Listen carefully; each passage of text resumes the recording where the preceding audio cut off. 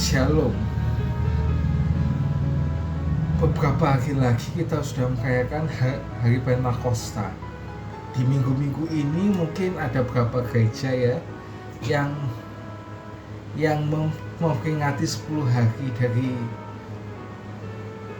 dari Tuhan Yesus naik ke surga sampai ke hari yang ke-50, yaitu hari Pentakosta ini. Nah, Pentakosta ini mungkin banyak dikira itu adalah salah satu denominasi gereja ya. Pentakosta yang jumlah gerejanya paling banyak ya. Tapi apakah cuma gitu ya?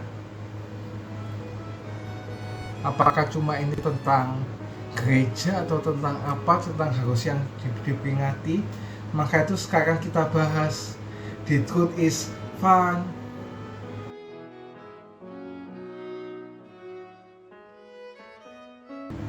Hari Minggu Pentakosta adalah peringatan dan perayaan menerima Roh Kudus oleh gereja mula-mula. Yohanes Pembaptis bernubuat dari Pentakosta pertama ketika Yesus akan membaptis dengan Roh Kudus dan dengan apinya, seperti yang dikatakan di Matius 3 ayat yang 11.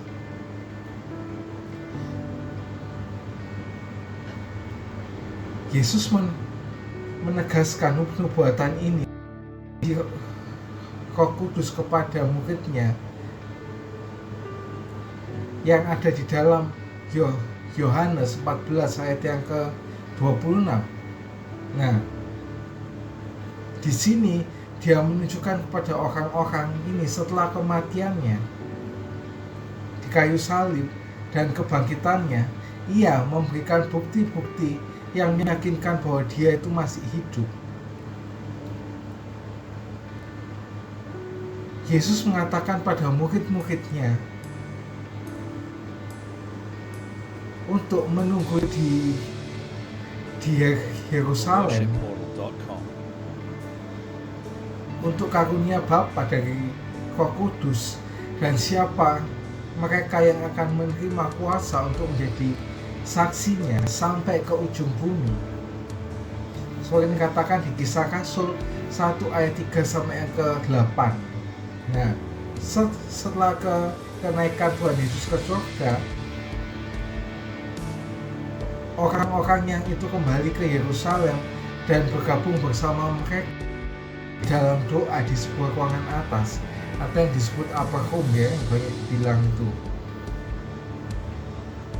Nah, pada saat hari Pentakosta, seperti yang dijanjikan tuh, ada suara angin yang keras memenuhi rumah dan lidah api datang untuk bersemayam di masing-masing dari mereka, dan juga semuanya dipenuhi Roh Kudus.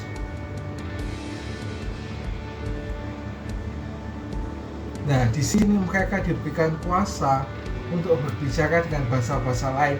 Beda ya bahasa lain yang ada di Kisah Rasul 2 ini sama bahasa roh ya.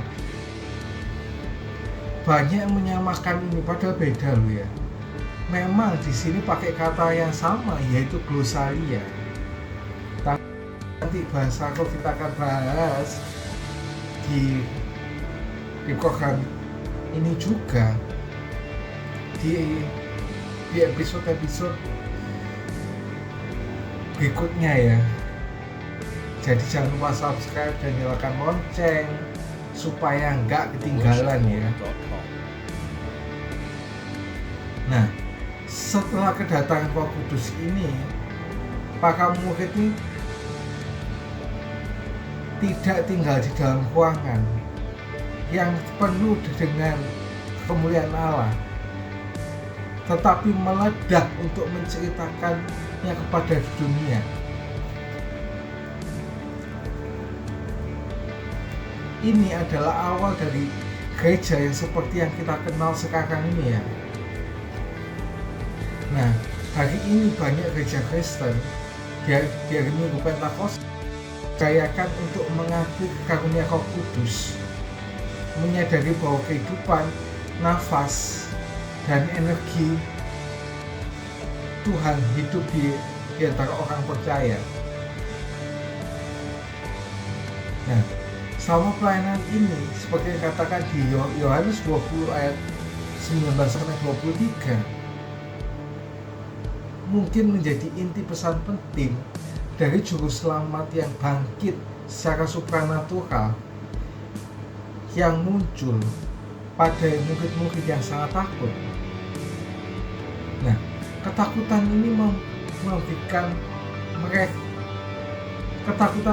memberi jalan kepada sukacita Tuhan yang menunjukkan mereka tangan dan sisinya. Dia meyakinkan bahwa kedamaian dan mengulangi perintah yang diberikan di Matius 28 ayat 19-20. Katanya, seperti yang diutus Bapa, aku mengutus engkau. Kemudian dia menghiraukan mereka dan mereka menerima Roh Kudus. Seperti yang katakan di Yohanes 20 ayat 21-25.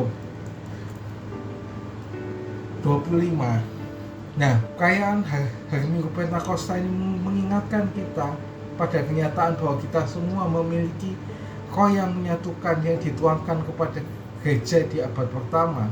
Seperti yang ada di Kisah Para Rasul 2 ayat 1-4. Inilah pengingat bahwa kita adalah pemimpin bersama Kristus untuk menderita dengan Dia, bahwa kita juga dapat dimuliakan dengan Dia. Tapi nanti ya, waktu akhir zaman, nggak sekarang. Waktu nanti sudah Tuhan Yesus datang ke awan-awan, sudah jemput kita, kita benar-benar dimuliakan ya.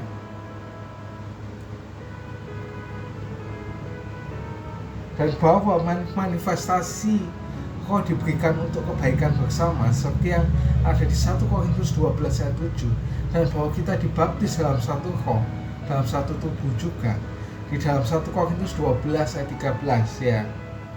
Dan bahwa Roh yang membangkitkan Yesus di antara orang mati di dalam orang itu juga ada di dalam orang percaya, seperti yang katakan di Roma 11 ayat 9-11, Roma 8 ayat 9-11. Nah, karunia Roh Kudus yang dijanjikan dan diberikan kepada semua orang percaya, kepada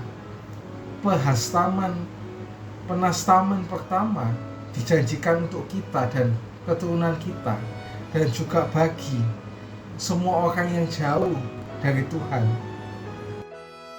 jauh dari yang Tuhan akan memanggil Tuhan Allah kita.